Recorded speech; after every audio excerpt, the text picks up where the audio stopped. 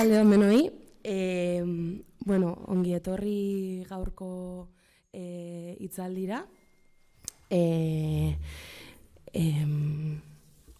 Itxaron ataskatu naiz aztu zain hitzaldiaren izena. Monstruak hemen dira, lodifobia sentzitzeko lehenengo pausoa. Eskerrik asko. Bueno, hori, jarduera hau jabekuntza feministarako eskolaren markoan kokatzen da. Eta, bueno, streaming bidez ere emititzen ari da. Bueno, aurkezpenekin hasi baino lehen, kontu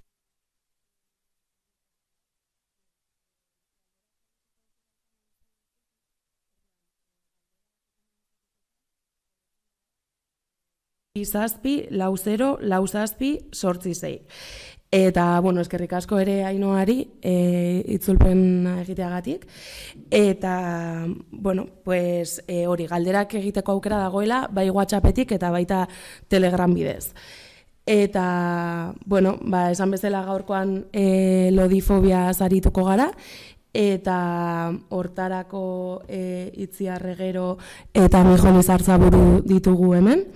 Itziar Regero antropologa militante transfeminista eta boiera da, eta ezenkabituko kidea, eta Mijon Izarzaburu filosofoa da, militante transfeminista eta boiera ere bai, eta ezenkabituk, bueno, antolatu zituen lehen jardunaldi lodietan egon zen antolatzaile bezala.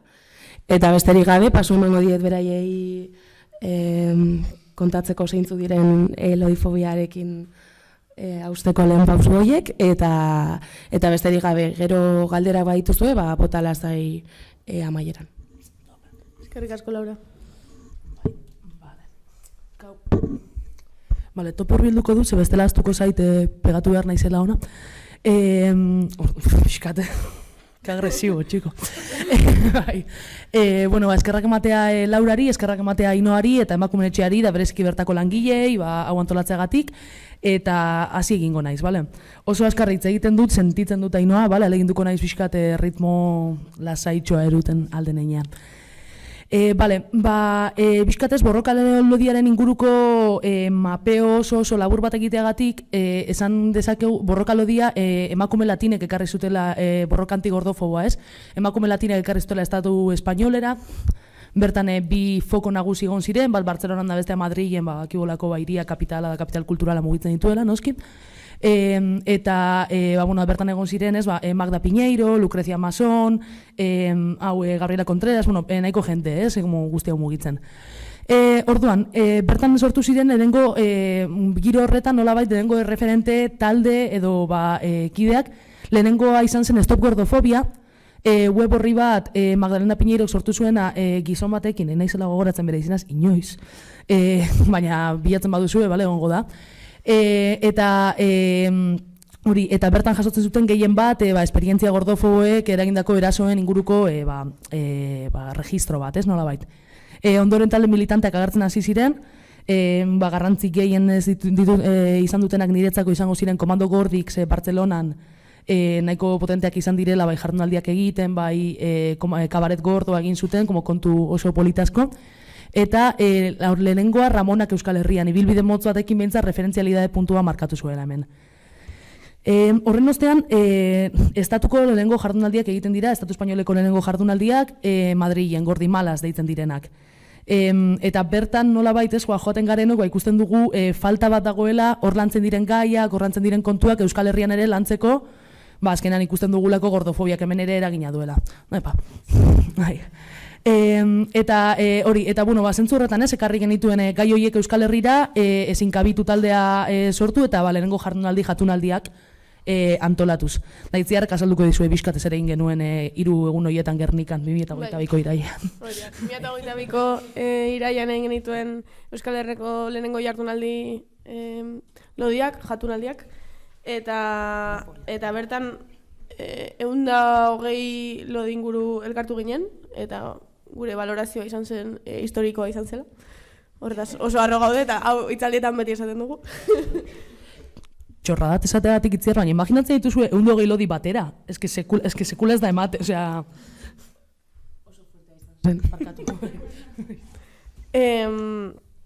Eta, bueno, bertan autodefentsa tailerrak egin genituen, sexualitate tailerrak egon ziren, osasungintza, bueno, mendebaldarrez osasungintzari kritika egin genuen, gero familian ematen den gorputzaren kontrolaren inguruan ere eitzen genuen, ama eta alabalodien inguruan, eta horren inguruan ere hausnartzen ibili ginen, eta, markatu, eskin mikro hau da pixkat.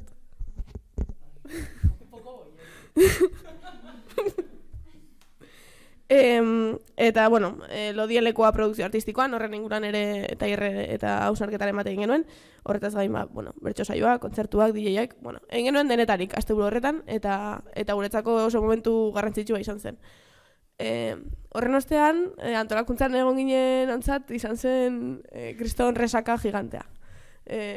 Oso gutxi geunden antolakuntzan, eta bueno, noizbet horrelako jardunaldi batzuen antolakuntzan egon basarete, bakizue kristolana dagoelatzean, eta pues, oso gutxi ginenez, gero horrek kriston resaka eukizuen. Orduan, horren ostean, ezin kabituren birkonfigurazio bat eman zen, eta gaur egun aktibo jarraitzen dugu, taldeak aldaketak jaso ditu, baina orain bastante aktibo gaudela esan genezake. Eta bueno, orain hori berriro gabiltza gauzak egiten, eta pixkat spama egitegatik. Ostiralean, gero ustut Laura komentatuko dela, ostiralean emakumeen etxak ere antolatu du Nadia Hablar de Nosotrasen podcasteko kideak etorriko dira Gasteizera, eta hori aprobetxatuta, haiek makina batzuk dira, eta hori aprobetxatuta guk ere antolatu dugu pintxada lodi bat, eta ostiralean izango da, Kandela Tabernan 10:00 aurrera. Spam. Vale, eta hori, ezin gabituk jarraitzen duela aurrera. Baina, esan dugun bezala, lodi kolektibo bat gara eta loditzat identifikatzen gara.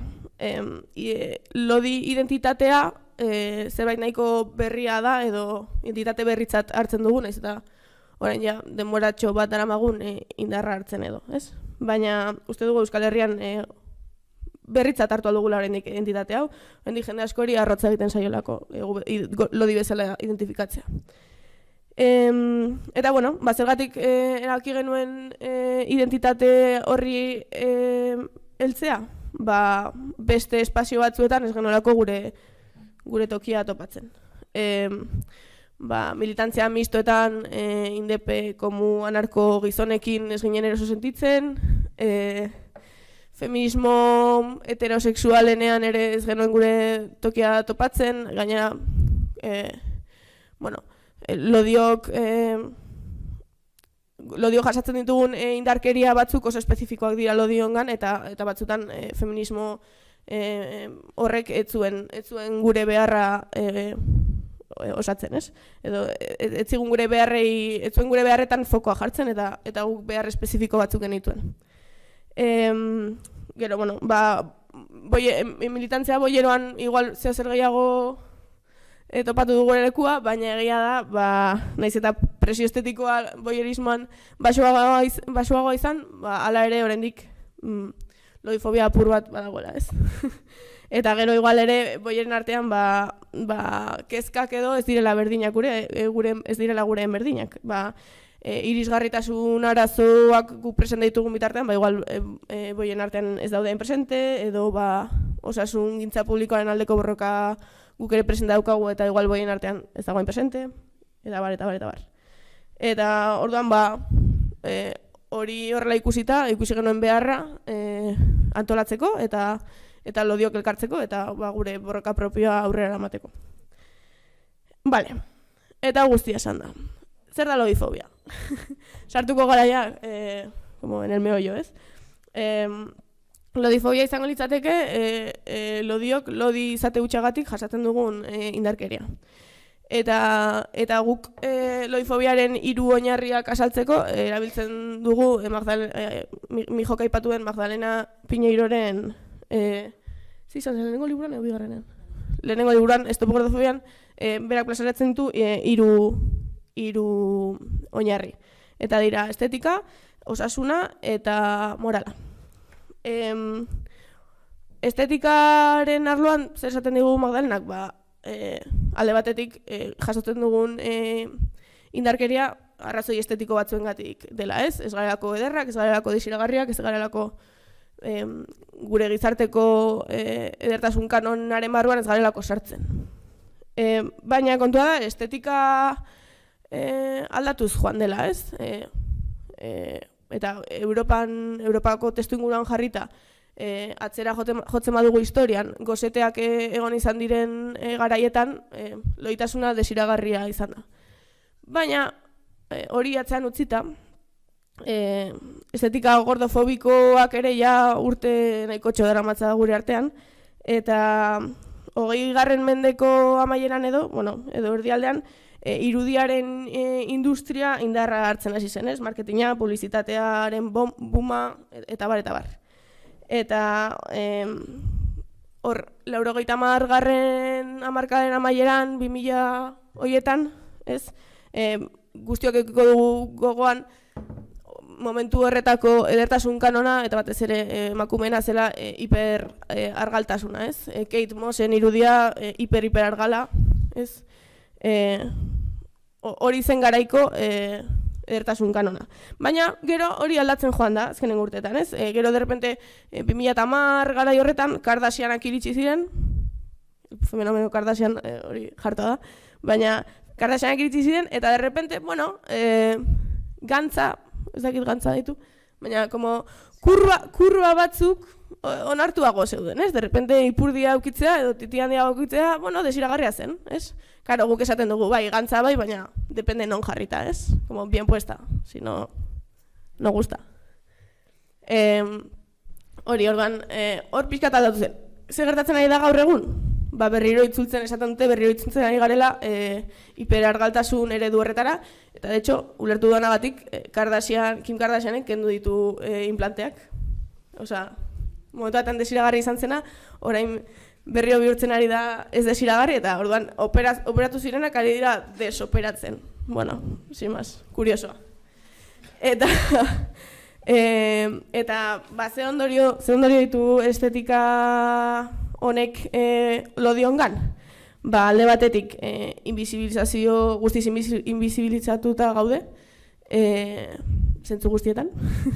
Eta gero jartoa da produkzio kulturaletan jasotzen dugun burla, ez? Lodiak beti dira graziosoak, lodiak beti daude jaten, lodiak beti dira superpatosoak, edo lodiok egiten dugu argalaren lagunaren papera, ez? Piskat, hortik, ui. Bale, eta horretaz gain, esan nahiko genuk ere, bazterketa afektibo-sexuala jasaten dugula, desira horretatik kanpo geratzen garelako. Bale, bigarren blokea. Izango izateke, osasuna, loifobiaren bigarren oinarria, ez? Osasuna, zer gertatzen da osasunarekin? Osasuna dela, indarkeria lodifoboa egiteko erabiltzen den herramienta edo arma handiena, ez? Lodiok ez gaude osasuntsu. Hori da egungo gizarteak esaten duena. Gero sartu halko gara osasunaren eta gaixotasunaren gaian, que es un temón, ez? Baina, lodiok, como base, lodiok ez gaude osasuntsu, eta orduan, osasunaren bandera hartzen dutenek, hori erabiltzen dute guri violentzia, gu violentatzeko, ez? Orduan, badibidez, medikura joaten garenean, nahiz eta otitis batengatik joan edo atzean min hartu dugulako, kajoiko dieta atera eta argaltzeko esaten digute. Edo, edo zein aitzaki da ona guri argaltzeko esateko, ez? Eta orduan, horrekin zer gertatzen da, lodiok infradiagnostikatuta gaudela. Alde batetik, infradiagnostikatuta gaude, medikura goazen bakoitzean, probak egin beharrean edo gure minak sendatu nahi beharrean argaltzeko esaten digutelako, eta orduan begiratu behar digutena ez digutelako begiratzen, ez? Baina, beste alde batetik ere bai, gu kontziente garenez medikuan indarkeria hori jasotzen dugula, gutxiago goaz medikura. Orduan, bi aldetatik infradiagnosia ematen da.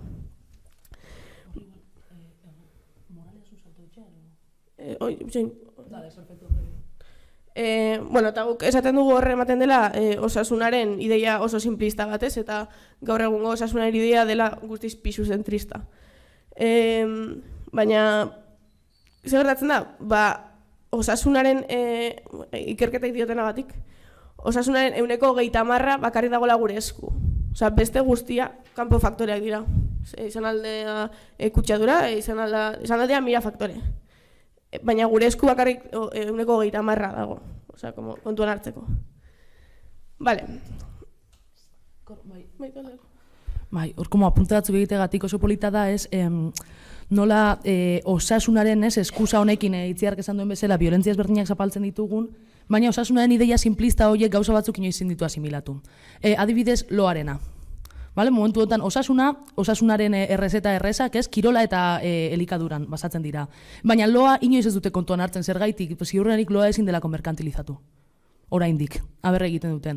Saldu aldizute gimnasioko bale bat, saldu aldizute Herbalifeko ez dakiz erletxe, ez dakiz ondo zer den Herbalife, no habito esos lugares. Edo los alimentos light. Hori da, bai, osea, como los alimentos light, como kontu guzti horiek saldu aldizkigute, baina nolabait inasimilable dena sistemarentzat sekula ez dute egingo. Hau da, osasunaren kanpainak hori hartzen du, baina osasunaren diskurtso gordofobo praktikatzen duen inor ez dago erraustegiaren kontrako manifetan. Vale, askoz ere kantzer gehiago sortzen ditu, eta beste gauza guzti horiek ikusi ditugu. Osea, kutsadura, ekologia, kontu guzti horiek ez dira sartzen osasunaren ideia simplista horretan. Eta gero gainera osasunarekin lotuta beti daudela klase kontuak, eta gero sartuko gara sakonago. Baina osakidetza pribatizatzen ari den garaio hauetan, ikusiko dugu gero eta gehiago nola osasuna eta klasea lotuta dauden, eta gaur ere lotuta dauden. De hecho, esaldi oso klixe bat da, baina gehiago dio zure osasunagatik, zure kodigo postalak, zure IMC-ak edo zure genetikak baino. Orduan... Claro, eske gaina gaur egun oraindik erabiltzen da IMC-a gure osasuna baloratzeko, ez? Eta IMC-a da ze mendetan izan zen 19. mendean. 18. mendean matematikari belga batek egin zuen kalkulo bat edo kalkulatzeko ze altura eduki behar zuen eta ze pisu eduki behar zuen garaiko langile batek fabrikan alik eta produktiboen izateko. Eta gaur egun, oraindik erabiltzen dugu koefiziente hori esateko norbait osasuntsu dagoela edo ez. Eta gainera galdetzen diozu matematikari bati eta esaten dizu eragiketa hori dela txorrada bat. Osea, da kriston txorrada. Eske jardunaldietan gertatu zitzaigun, tailer bat eman genuela osasungintzaren inguruan, da de repente como batek eskualtzatu da, ni matematikaria naiz dago hor tipo. Eta esan zigun, eske nik ikusi dut kalkulo hori eta da kriston txorrada. Osea, altura berbi, osea, pixua berbi zati altura berbi. Nahitzut esan, bizkat poniéndote un poquito a ello buruz egin alda. Osea, de tal, ez da, como oso gracioso zela txorrada dela, baina tipa horrek esaten zigun, como gaur egun dauden matematizazio herramientekin, algoritmoekin, besteekin, tala, besti, zatiketa bat, serio. Osea, horrek determinatzen du osasuna. Bakarrik bi faktore hartuta. Osea, dela altura eta pisua. Punto. Ya está. Bueno, eta oraindik IMC erabiltzen da, osasuntxu gauden edo ez esateko. Eta osasungintzaren kontuan, azken kontuan nahiko nuke aipatu. Hemen movida bat dago dela patologizazioa da despatologizazioaren arteko borroka, ez? Noski patologizazioaren borrokan aurrerago egon gara da jarraituko dugu egoten, marikak eta boierak orain dela oso gutxira arte patologizatuak izan gara, transak oraindik jarraitzen dute espazio askotan patologizazio hori bizitzen, eta lodiok obviamente patologizazio bizi dugu bider ze hori da gure justifikazio zientifista, nola baita. Osasunak hori ematen die gordofoboei. Justifikazio zientifiko bat esateko haien violentzia zilegia dela nola baita. Orduan, guk garrantzitsua ikusten dugu estrategia doble bat jartzea. No, zein da estrategia doble hori? Lehenengoa da, ez gara gaixoak eta despatologizazioa behar dugu.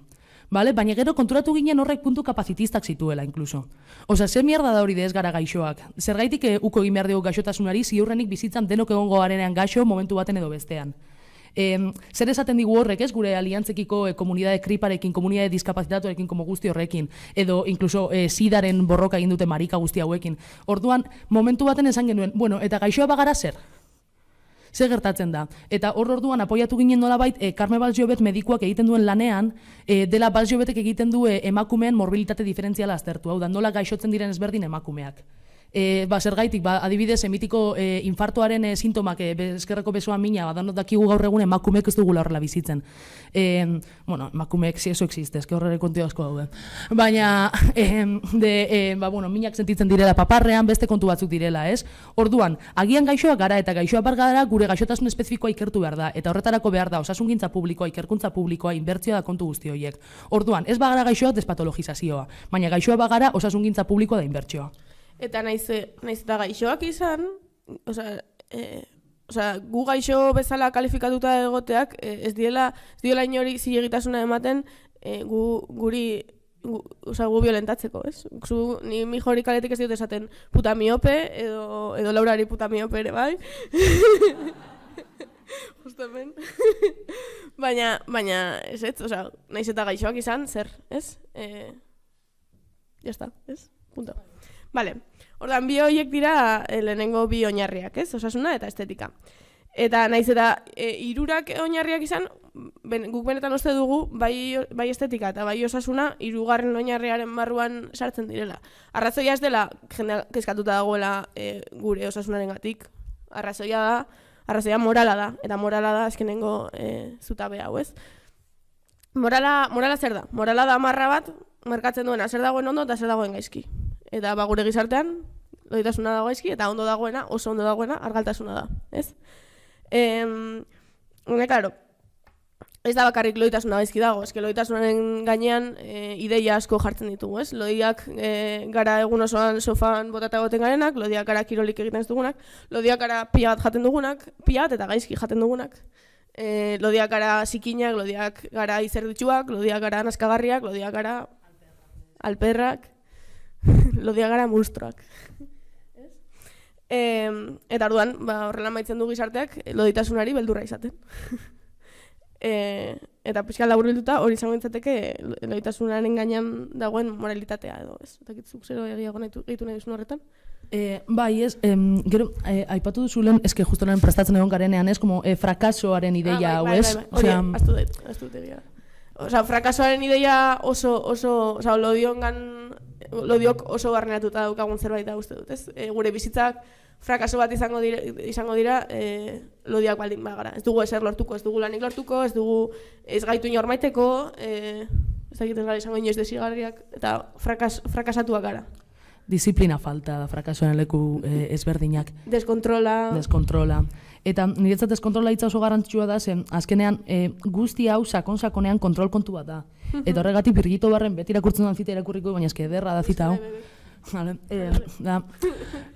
Birgito Bar idazle mexikana bat da, justo liburu bat du Tienes derecho a permanecer gorda, non bertan nazten dituen antirrazismoa, genero kontuak eta lodifobia, eta bereziki gomendagarria. Oso hizkuntza popean gaina, muy fácil de leer, muy mona ella. Vale. Oso gomendagarria. Bai. Orduan, vale, cita. No es la delgadez lo que está erotizado. Lo que está erotizado es la sumisión que la delgadez supone dentro de nuestra cultura. La delgadez es una característica secundaria. La auténtica mercancía es la voluntad de las mujeres de someterse al control cultural. Oso guapureciti da orduan barriro irakurriko, pale, ya lo siento. Brigitte Tobar, batzuk ari zinetan apuntatzen dut, Tobar ruberekin. Brigitte. Virgie, idazten da. No es la delgadez lo que está erotizado. Lo que está erotizado es la sumisión que la delgadez supone dentro de nuestra cultura. La delgadez es una característica secundaria. La auténtica mercancía es la voluntad de las mujeres de someterse al control cultural. Damen, adibide tonto bat oso azkar, bale? Como harin jarraitzeko, etortzai zure burura, agian jau ez da emoten, baina el imaginario de tipa honi es vacilatu por gorda que tiene un problema de tiroides. Hau, imaginario kolektiboan badago. Osea, claro, oso polita da porque horrek oso argi erakusten du, que el problema no es que esté gorda, porque claro, la que tiene un problema de tiroides va al gimnasio, come kale, tal, osea, como kontu guzti hauek, eta lodi dago, claro, porque tiroidesa da, orduan honi ezingo diogu bazilatu. Claro, zein da rolloa, que esta sí que se puede someter al control cultural, pero eso no trae consecuencias, ez? Nola bai gorputz hortan. Da, orduan oso polita da, como guzti hau kontrolaren eta, gorputzen normalizazio dispositiboen baitan markatzean. Edo, niretzako ere oso digarria da, horrekin lotuta, guk esaten dugu, lodi identitatearen barruan sartzen garenean, ematen dugula armairutik ateratzearen bigarren aldia edo, ez? De repente, lodi bezala identifikatzen garenean hori ere gertatzen da. Eta kuriosoa da, ze lodi bezala izendatzen zarenean, eta lodia zarela onartzen duzunean, eta hori pues, arrotasunez eramaten duzunean, edo lodifobiaren aurka borreka egiten duzunean, indarkeria handitu egiten dela. Ze ez da berdina argaldu nahi duen lodi bat, edo lodia den eta lodi bizi nahi duen pertsona bat, ez? Bigarren honek asko zera indarkeria gehiago jasoko du, ez delako kontrol horren barruan sartzen. Venga, ba. Identitateren inguru... Horein zabaldu belarriak. Biren kurbaz. Bai, pelmadita bizka sartuko dut, bale? Pelmadita bizka sartuko dut, kontu batena, hitzaldi hau, prestatzen geuden epokan garrantzitsua zena, da ez dakidana gaur horren beste zentzu duen, baina os la vais a comer igual. Oso interesgarria. Da, bale, orduan, kontua zenez, identitate berri bat gabiltzala aktibatzen Euskal Herrian, esan dugu hasieran, identitate berri bat genbiltzala aktibatzen ez, nola bait, eta orduan, hor dago como mantra bat ez, bale, como mantra niretzako berdina esan nahi dutenak. Bata da, guztio gara pertsonak, dela, osea, munduko esaldirik okerrena, osea, ez duinelako zentzurik, bale, eta horrekin lotuta, azkenan identitateak etiketak dira. Vale? Como bi gauza horiek oso burrada giganteak dira. Ez gara guztio pertsonak, botere harremanek zeharkatzen gaituzte eta hemen oso harreman ezberdinak dira, eta claro, kontua da, nork esan dezake guztio garela pertsonak? Tipo zuri gaitu dirudunak. Porque bera pertsona da. Orain, tipa beltze gurpildun aurki baten dagoena, hori ez da pertsona, hori tipa beltz gurpildun aurkiren dagoena da. Eta hori oso agerikoa da. Ez, gu ez gara pertsonak, gu puta gorda gara. Osea, pertsona kategoria hori, azkenan privilegio bat da. Apellidorik beharrez izatea, nolabait privilegio bat da. Eta orduan, zer gertatzen da? Guk etiketa bat jartzen dugulako garela lodiak? Nolabait, narroio etiketa kontu izango balitz oso konturraza izango zen. Hau da, mendik aurrera nik etiketa aukendu nahi dut, eta argal etiketa jarri nahi dut, eta hortaz mendik aurrera bargala izango naiz. Ze identitateak etiketak direnez, baina ez da, eta identitateak etiketak direnez, gure amek emakume etiketak aldatuko dute, eta errepente gure aita komuna garbituko dute. Ze etiketak dira. Vale? Osea, hau oso peligrosoa da guretzat, orduan, garrantzi handia jarri nahi genion identitateen materialtasunaren inguruan hitz egiteari. Identitateak ez dira etiketak, identitateak harreman materialak dira. Vale? Harreman material batzuk ez daudenak horren beste gure gorputzean, baizik eta munduarekin harremanetan gauden hortan. Zer esan nahi dut honekin? Adibidez, eta oso argi dago, arraza identitate gisa ez dago azalean. Arraza identitate gisa dago fronteretan, DNI kontroletan, poliziaren erraso rasistetan, lan ez ordaindu orduetan edo lan prekarioan. Hau da, arraza ez dago zure azalean, arraza harreman hori da. Hori da arraza sortzen duena. Feminitatea ez da koño bat, feminitatea ez da melena bat. Noski kontu guzti horiek feminitatearekin lotzen direla, baina zer da feminitatea berez? Feminitatea lan ez ordaindua da, feminitatea violentziari esposizioa da, feminitatea kontu guzti hauek dira. Culpa, joder, chaval, le están fatal las niñas, benetan, eske, bai. Eta, como kontu guzti hauek, eta horri garrantzia ematen diogu zergaitik, ze bestela, etortzen dira, bereziki gainera gizon eskertiar formatu etortzen zait, esaten ez gure politika identitarioak nolabait problematikoak direla. Azkenean, hori identitatea ez delako materiala. Guk identitate materialtasun aldarrikatzen dugu eta materialtasun hortatik egiten dugu politika. Gero, egia da, eta kontu zentzu honetan baiteren, ez dela berdina identitate baten parte izatea edo identitate hori sentitzea. Hau da, ez da berdina lodia izatea edo lodi sentitzea. Zer lodi sentitzea, lodi izatea bada, emakume guztiak dira lodiak. Eta orduan, como hemen arazo bat dugu. Eta zergaitik ez da berdina, harreman materialak ez direlako berdinak, hau da, DBH-ko neskadanak lodi sentitzen dira, eta hori badakigu. Baina neska horien artean badaude batzu, como gure formatoa betetzen dutenak, non, sekula ez dute klaseko tontuarenekin ligatuko, ez dute aukera hori, ez dira guapa egongo komunioko, osea, kontu guzti horietan, edo ez direnak abituko pupitre horiek de la infancia gogoratzen zarete tortura bat zirela. Ez da kabituko hortan. Hau da, eta ez da pertsona hori lodia delako, da arkitektura ez delako sartzen, desiraren zirkuitoak ez direlako sartzen, bale? Osea, identitatea gorputzak aktibatzen du, baina gorputzen harremanean dagoen zerbait da. Bale? Bai. Eta guk materialtasun hori, identifikatu egiten dugu eta orain adibide batzuk eman genizkizuen, naiz eta mijogia batzuk eman dizkizuen. Gu tren hegazkin eta autobusetako eserlekuetan sartzea, zerbait materiala da, edo antzokietako aulkietan sartzea, edo marketinga eta autodisiplinatzeko dauden milaka estrategia iragarki eta dena delako horiek ere zerbait materiala dira eta indarkeria dira. Eta niretzako nire adibide gustukoena da, pixkat urrun geratzen zaigu, baina nik bentsat gogoan daukat, konfinamenduan egon ginenean saldu ziren milaka eta milaka bizikleta estatiko horiek materialak dira. Vale? Osea, konfinamendu horretan egon zen loditzeko beldur hori, kasi hiltzeko edo gaixotzeko beldurra baino handiagoa zena, hori materiala da.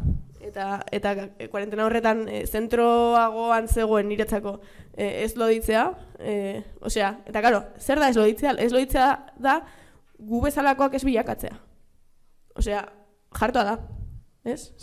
Beldurra, gizarteak beldurra zion gu bezalakoak izateari. Eta hori materiala da. Total. Bai, eta horregatik, como ikusten genuen, ez du nahi pedanta jarri, ez? Baina korrontene materialistatatik eta ezin dugula 21. mendeko materialismoa egin 18. mendeko materiaren definizioarekin. Zezke ja ez du balio. Zein da 18. materiaren definizioa klasikoa. Arima versus gorputza, ideiak versus materia, vale? Como kontu guzti horiek. Non dagoen nolabait dikotomia bat de materia dela hor hilda estatiko mugitu gabe dagoen zerbait, eta gero dagoen azkenean atzean jainkoa duen arima pentsamendua tal guzti hori materia hori mugitzen. Vale, guzti horrek ez digu balio. Dikotomia eraitsi dugu feminismoetatik 1000 aldiz, ez? Gorputza eta pentsamendua edo kontu guzti horiek berriro lotzen. Materia kontu gehiago ditu. Eta hau interesgarria da. Materia adibidez bilakaeran dago. Mugitu egiten da, aldatu egiten da, eta honek tontakeri bat dirudi, baina oso garrantzitsua da identitatea pentsatzerako orduan. Vale? Zer esan nahi dut honekin? Identitatea pentsatzen ditugu askotan ladrilloak baliratek bezala. Vale? Ladrillo de género, ladrillo de raza, ladrillo de clase, tan. Eta, klaro, ikusi gabe guzti honek bilakaera ba mugimendu bat aldaketa batzuk dituela. Orduan, identitateak materialak direnean denboraren dimentsioa sartu behar dugu. Zer esan nahi dugu horrekin? Itzia da biok derrepente datorren urtean argaltzen bagara, ja ez garela lodiak? Claro, leku zail bat da, objetiboki, vale? Objetibatuta dauden sistemetan, hau da, ez ginazke izango. Imaginatu, igual hetero batek gurekin nahiko zuen ligatu, torturas de ese estilo, osea, oso gauza feoak gertatu aldira hor, vale? Baina, busean kabituko ginen, jendea inkomodo jarri gabe, lako kontu ezberdina gertatuko ziren. Vale, baina, egia da, zuk hor duzula, pixu bat de 25 urte pasatu izana lodi bezala hori nolabait gorputzean gelditzen dela. Hau da, beste zentzu askotan transmariboioak gara, eta oso arro gaude, eta oso pozik gaude, baina gogoratzen dugu institutua zer izan zen. Identitatea ez da gaur duzun hori, identitateak denboraren dimentsio hartu behar du kontuan, ze materia denboran dago, eta orduan denbora hori garrantzitsua da. Eta azken kontua denboraren dimentsioarekin zehau oso garrantzitsua egiten zaigu. Baita ere, denbora da, eta zentzu batean historikoari egin dio referentzia, baina etorkizunak ere proiekzio garrantzitsu bat du. Lucrecia Masonek, bera militante antirrazista da, orduan kolonizatu hitza erabiltzen du, nik hitz hau hartuko dio inolako legitimidade gabe hitz hori hartzeko, baina bueno, berak esaten du lodiok etorkizuna kolonizatua dugula. Ze zentzutan, lodiok bizi garelako argaltasun eternoaren promesa baten. Vale? Osea, gure ideia da, nire gaurkotasuna ukatuko dut etorkizunagatik. Ze zentzutan, ni naiz hau, ni naiz proiektu bat, 3 urte barru argala izango den gorputz baten proiektu bat. Eta orduan, hipotekatuko dut, nire gaurkotasun osoa etorkizun horrekiko. Hau da, etorkizun baten argala izateko gaur ez ditut txutxea jango. Etorkizun baten argala izateko joango naiz gimnasio batera txarto pasatzera. Etorkizun, bale? Osea, kontu guzti horiek orduan, identitateak ez dira estatikoak, denboran mugitzen dira eta denboraren dimentsio horiek gauza ezberdinak erakusten dizkigu. Eta hemen bakarrik egiteagatik paralelismo bat transidentitatearekin uste dugula asko daudela. Trans bitarrari buruz ari naiz, transa male to female transizio oso egin nahi duena, eta esan nahi dut esan nik transitatuko banu gizon guztizko bat izan nahiko lukena edo kontrakoa. Zer gertatzen da? Trans hoiei eta guri prometitzen zaigula nolabait violentzia guzti hori jasanda gero, dietak, hormonazioak, sexualdaketak, gimnasioak, depilazioak, kontu guzti hori jasanda gero, egongo dela egun bandon super zoriontsu izango zaren zure gorputzarekin, eta super ondo joango dentena, porque ya transizioa bukatu duzu, porque ya argala zara. Zergaitik gure etorkizunak heterosexualitateak eta lodifobia kolonizatu dituelako. Spoiler, ez da gertatzen. 5 urte pasatuta gero zure burua egunero gorrotatzen, ez da heltzen momentu bat, non de repente atea irekitzen duzun, pasatzen duzun, eta asesorion izen orain, argal bezala edo trans bezala. Ez da hori pasatzen. Eta zentzu hortan, kontuan hartu behar dugu materia, harreman hori dela, harreman komplexu hori dela, baina eske gainera ez da harreman estatiko bat, baizik eta mugitzen, eraldatzen, eta hor dagoen zerbait dela, bizka blokeaina itziar. Bai, betele. Vale, eta ari gara loditasuna hitz egiten gorputzaren inguruan, baina zer hostia da gorputza.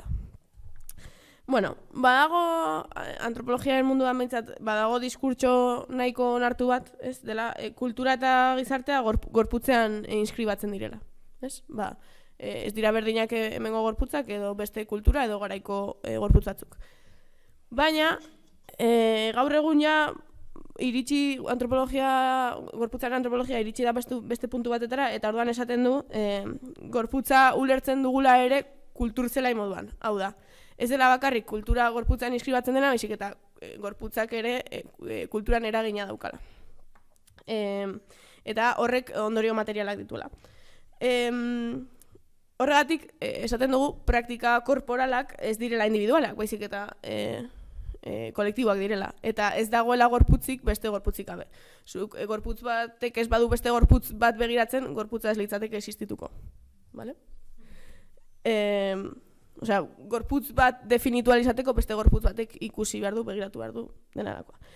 Eta horregatik guk ere esaten dugu, gorputza ez dela bakarrik ukitzen duguna, ez dela bakarrik antza, ez dela bakarrik volumena, hori ez da bakarrik gorputza. Gorputza da, gorputzaren gainean dauden ideia guzti horiek ere gorputza dira, ez? Eta zuk jarrizun adibidearekin lotuta, transizioekin lotuta, eta niri honen adibide argiena ere iruditzen zait, gaur egungo gorputzaren ideiaren barruan dagoela pentsatzea gorputza moldeablea dela, ez? Gure gorputza horrelakoa da, guk nahi dugulako. Eta hori kriston gezurra da, ez? Después de la bola de ser el empresario de ti mismo. Claro, es que hartu dute el si quieres puedes del capitalismo, eta sartu digute guri gorputzan ere bai, eta zu lodia baldin bazara, da, zu nahi duzulako, eta zu argala baldin bazara da, porque te lo has currado. Hombre, zorionak, ¿es? Como los ricos que se lo curran. Claro, si tú si quieres vas a tener el trabajo de tu vida, porque si trabajas mogollón vas a conseguir ser millonario. Pues argaltasunarekin berdina gertatzen da. Marrazten digute hor kriston utopia, eta ez bagara helburu horretara iristen, gure errua da. Eta guk nahi ez dugulakoa da. Horrean, niri, hori, lo de la moldabilidad, biatin interesatzen zait. Bai, eta hori, Ainhoa, zer modu zoa, nekatuta zaude? Bai, bale. Gero gainera, gorputz hauek ez, nolabait, esanahia dute, bale? Eta esanahi horren kontua garrantzitsua da. Zergaitik dute esanahia, berriro ere aipatu dugun horrengatik. Materiaren mugimendu zirkuito eta horrelako markoetan mugitzen direlako. Zer esan nahi dugu esanahiaren kontu honekin? Materia bera dela esanahia duena. Hau da, baskula batek esanahi sozial, politiko eta hori bat du. Ez egoteak ekiztaia baino goragoko erroparik denda mainstreametan esan nahi politiko da sozial ezberdina ditu. Eta orduan, komo nahi genduen jolas txiki bat egin hemen, azkenan zuk esaten duzunean, identitateak materialak dira, eta materia harremantzen dagoen, da bilakaeran dagoen zirkuitu ezberdinak dira, de repente ematen du, pajeo abstraktu bat ez dena lurreratzen inon. Orduan, nahi izan dugu pixkat, modu baten, hau lurreratu. Zelekutan emakumetasunean preziadoren testutxo bat irakurriz, eta gero loditasunean. Guk egindako testu bat irakurriz. Bai, eta Ainhoaren eskuak ez nekatzeko, hau eta gero aliantzetaz hitz egingo dugu, eta identitateak estrategia gisa da hemen utziko dugu, ez da hau asko gehiago luzatuko. Orduan, esaten dugunean identitateak materialak eta esan nahikorrak direla, eta materian inskribatzen direla, esaten dugu materialitate ezberdinak, identitate ezberdinak aktibatzen dituztela. Orduan, nik ja spoilerra egin dizuet, deke emakumetaz da loditaz hitz egingo dugu, baina emakumeitza esan gabe ere, orain egingo dudan listadoa, irakurriko dudan listadoa, irakurrita feminitatea bakarrik entzuten dugu. Vale? Irakurriko dut. Bizkal luzea da, orduan betere traia. Ainhoa barkatu. Mujercitas, el coraje de las madres, la píldora, cóctel hipercargado de estrógenos y progesterona, el honor de las vírgenes, la bella durmiente, la bulimia, el deseo de un hijo, la vergüenza de la desfloración, la sirenita, el silencio frente a la violación, Cenicienta, la inmoralidad última del aborto, los pastelitos, saber hacer una buena mamada, el exomil, la vergüenza de no haberlo hecho todavía, lo que el viento se llevó, decir que no cuando quieres decir que sí, quedarse en casa, tener las manos pequeñas, los zapatitos de Audrey Hepburn, la codeína, el cuidado del cabello, la moda, decir que sí cuando quieres decir que no, la anorexia, el secreto de saber que quien te gusta realmente es tu amiga, el miedo a envejecer, la necesidad constante de estar a dieta, el imperativo de la belleza, la cleptomanía, la compasión, la cocina, la sensualidad desesperada de Marilyn Monroe, la manicura, no hacer ruido al pasar, no hacer ruido al comer, no hacer ruido. El algodón inmaculado y cancerígeno del Tampax, la certitud de la maternidad como lazo natural, no saber gritar, no saber pegar, no saber matar, no saber mucho de nada o saber mucho de todo pero no poder afirmarlo, saber esperar, la elegancia discreta de Lady Di, el Prozac, el miedo a ser una perra calentona, el Valium, saber contenerse, dejarse dar por culo cuando hace falta, resignarse, la depilación justa del pubis, la depresión, la seda, las bolsitas de lavanda que huelen bien, la sonrisa, la momificación en vida del rostro de la juventud, el amor antes que el sexo, el cáncer de mama, ser una mantenida y que tu marido te deje por otra más joven. Hau da, preziadoren zita oso eder bat ez doionkirena non erakusten duen ze mikrokontuk edo ze mikropolitikak aktibatzen duten identitate bat ez etiketa baten baitan, baizik eta materialitate oso komplexu baten baitan. Vale? Como guzti hau batzen duen komplexutasuna da emakumetasuna beste kontu askorekin ahaztuta. Eta orduan egin genion como preziado fit gu bat eta hori itziarrek irakurriko dizue. Vale, gaztelaniaz dago, egin genolako gure konpa latina batekin, eta orduan, respetatzearen gaztelaniaz irakurriko dut nik ere bai. Sentir vergüenza por comer en público, no comer en público. Coca-Cola cero, patatas extra grandes. La mirada de tu madre clavada en la espalda al mirarte al espejo. La cara de decepción de tu madre en el espejo. La limitación. No más Nutella para ti. Palmadita en la espalda de tus compañeros en el monte. No queda nada, pronto llegamos. Si necesitas bajar el ritmo, dinos. Atracón, culpa. Mañana no. Mañana otra vez culpa. La sección plus 48 del H&M. La sección tallas grandes del Shein. Cerrar las piernas todo lo posible en el autobús y no caber. Quedarte de pie. Bloquear el pasillo. ¿Has pensado en adelgazar? Dice la matrona. Debías adelgazar, dice el médico. La bata del postoperatorio me queda pequeña. La gordura de Mónica de Friends. La crema de la rozura de los musos del Decathlon. El IMC por las nubes. No gustarle a Daniel ni a Daniel ni a Danele. Ver a todos tus colegas a dieta, a todas tus colegas por dieta, a todas tus colegas a dieta por miedo a parecerse a ti. Tener que oír que es por tu salud, temer por tu salud, ser guapa de cara.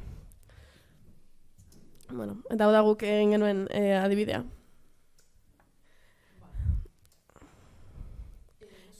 Eta ikusiko zenuten, ez, Mijok irakurri duen horretan ere, lodifobia egon badagoela, ez?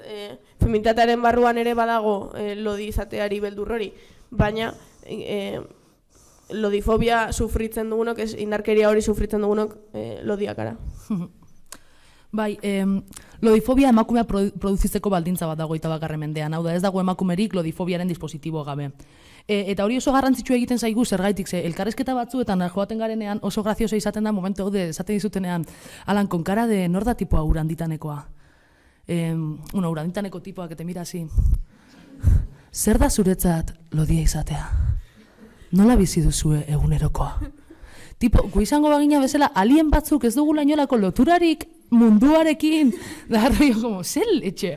Osea, orduan, klaro, guk esaten dugu, lodifobiak lodioi eragiten digu bereziki bai, baina gizarte osoari eragiten dio gizarte osoa konfiguratzen du. Eta hor beti jartzen dugu Foucaulten kartzelaren adibidea oso modu sinploian. Foucault aipatzen duen kontutako bat da, Michel Foucault, mitiko filosofotan, berak aipatzen du, ez nolabait kartzela disiplinamendu elementu bat dela, ez bakarrik presoentzat, baizik eta gizarte osoarentzat. Hau da, kartzelaren funtzioa ez da horren beste kriminalak, peligrosoak, entzerratzea. Kartzelaren funtzioa da kartzelatik kanpo gauden guztiok horra sartzeko beldurragatik gure ekintzak moldatzea. Da orduan zentzu horretan da disiplinatzaileak hartzela. Gu berdina esaten dugu lodiarekin. Hau da, lodiekiko violentzia, gu bizi dugun violentzia hori emakumeak disiplinatzeko estrategia bat da. Beraien argaltasuna, beraien gimnasiak, beraien kontu guzti horiek gure reversoa dira. Vale? Orduan, guri violentzia jasanarazten digute zertarako guzti hauek disiplinatuta izateko. Eta gainera, polita da ikusten gabiltzala ez dela bakarrik ematen emakumeekin. Orain oso guapo dago ikustea nola 21. mendeko kapitalismoak gorputzean sartzen dabil inoiz ez den sartu bezala. Zertaz nabil hitz egiten, Appleen smartwatchak, ez como kontu guzti horiek, kontu hauek neurtzen dizute zure pultsoa, noiz hauden lo, ez dakite odolean duzuna azukrea neurtuko dute, baina laster, seguramente. Zenbat pauso egiten dituzun egunean, zure heart ratea, bihotzaren erritmoa, kontu guzti hauek. Bale, zertarako gu beto kontrolatzeko. Eta, baina, klaro, nola egiten diozu hau jendeari? Zer esaten diozu jendeari, kaixo, Apple naiz, zure konstante vitalak neurtu nahi ditut. Emango dira zu permisoa ez, horretarako estrategia hartu, zein da estrategia gordofobia. Gordofobiaren estrategiarekin ikusten dugu jentea permisoak ematen bere mobilari kontrolatzeko duen guztia, neurtzeko bertan duen guztia, bai? Osea, hau da, beldurra duzulako loditzeko, guk emango dizugu tresna hau, hola, Apple naiz, laguntzera nator. Vale? Eta orduan, oso polita da ikustea nola, 21. mendeko kontrol dispositiboak lotuta dauden gordofobia horrekin eta ezingo ziren banatu, ze inork ez luke onartuko, 10.000 pauso hoien bere mobilan instalatzea gordofobiagatik ez balitz izango. Orduan, ikusten duen Laura esaten da bila orduarena, bale, askar bukatzeko.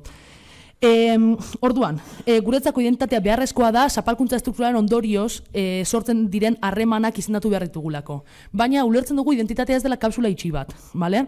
Eta itziarrak azalduko du bizkat nola ireki behar dugun, ez, kapsula hori. Claro, gu lodiak gara eta guretik lan egin nahi dugu eta gure alde ere borroka egin nahi dugu, baina ez ditugu ere beste borrokak alde batera utzi nahi. Eta orduan, egon ginen pentsatzen ze aliantza posible ditugun militantzia loditik. Azkar esango ditut, denboraz oso justu gabiltzarako. Alde batetik aliantza transfeministan jartzen dugu fokoa, sartu alko ginateke hor, baina batez ere zentratuko naiz, Mondik Pitig pentsalariak esaten zuen bezala, berak esaten zuen lesbianak ez direla emakumeak, eta guk bere hitzak hartuta hori hartu, eta lodiok ez gara emakumeak esaten dugu, ez? Loditasunaren eta lehen azaldu dugun estetika guzti horren atzean gertatzen dena da, lodiok sistema heterosexualetik kanpo geratzen garela. Eta zentzu horretan, ez garela emakumeak esaten dugu. Eta emakumetasun horretatik kanpo geratzen gara. Azkar salto egingo turrengo da, baina, beste aliantza posible batzuk, Mijok lehen pintzela batzuk eman ditu, baina mugimendu antikapazitistarekin izango lirateke, hor hitz egiten dugunean irisgarritasunaren inguruan batez ere, eta gorputz gaixoen inguruan, eta hortara jo aldugu, eta haiekin aliantzak bilatu. Arkitekturari begiratzen badiogu, edo eserlekuei, edo lehen aipatu ditugun beste kontuei, oraindik mundua ez da irisgarria, ez? Eta hortik ere aliantzak bilatu balko genituzke. Eta, sartu behar ginen ja osasungintza publikoarekin eta, baina igual utziko dugu ja horrez. Eta, Vale, eta gero, hau, askar. Vale. Orduan, identitatearen inguruan hitz egin dugu, materialtasunaren inguruan hitz egingo dugu, loritasunaren inguruan hitz egin dugu, eta, klaro, ukumen esan nahi duguna da, lodia eta beste identitate guztiak bezala ez dela identitate esentzial bat. Hau da, gure helburua, klase borroka orotan bezala, klase zapaltzaile eta klase zapalduarekin bukatzea da. Nahi dut esan, kapitalismoen aurkako borrokan berez helburua, iraultza lortuko balitz edo kontu horiek emango balirake, izango zen burgesekin da proletarkoekin amaitzea beste motu batera antolatzen den gizarte bat hori egiteko. Guk ulertzen dugu feminismoan ere hori egin behar dela. Gure helburua ez dela emakume eta gizon azkeak izatea, baizik eta emakume eta gizonekin amaitzea. Badakigulako zapalkuntzak egiten gaituela emakume eta ez guk dugun ezerk. Hau da, Monik de Bitig zuk aipatu duzunarena, ez dagoen bezala esklaburik jaberik gabe, ez dago gizonik emakumerik gabe. Zapalkuntzak egiten du dikotomia eta ez dago dikotomia bat zapalkuntza baino lehen. Orduan, guretzako dikotomia horretan interesgarria izango zen bebai gorputzen normalizazio honekin bukatzea, hau da, lodiekin da argalekin bukatzea. Zer gertatzen da, kontu bat dela identitatea estrategikoa izan behar da, ez esentziala, ez da zer naiz ni, sino zertarako naiz ni, zertarako aktibatuko dut identitate hau. Identitate lodi aktibatuko dut feminismo indartzeko, osasungintzaren aldeko borroka indartzeko, kontu guzti hauek indartzeko, bale? Orduan, ezberdina da, estrategia da taktika. Estrategia berez izan behar da gizonekin emakumeekin argaltzea, lodiekin eta argalekin bukatzea. Baina hor dago matizat estrategia da taktikaren artean, estrategia epeluzerago bezala dela taktika motzagora, orduan momentu honetan taktikoa egiten zaigu lodi eta boiera bezala izendatzea. Zinkabituko denak ez gara sartzen hor, baina gu justo bai.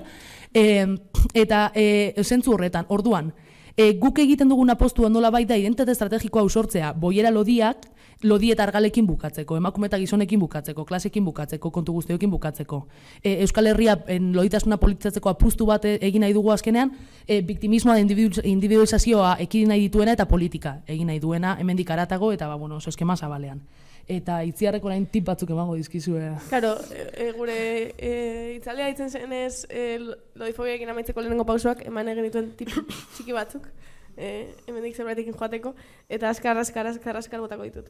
Alde batetik garrantzitsuena, ez hitz egin beste den gorputzen inguruan, ez? Hori basiko bat dela uste dugu, ez hitz egin beste inguruan, beste gorputzen inguruan, baina batzutan ere, igual ez duzu ez da zertan zure gorputzen inguruan hitz egin behar, depende noren aurrean ari zaren, ez? Porque si norbait azten bada bere mini lorzaren inguruan hitz egiten, igual ondokoari eragin aldiolako, ez?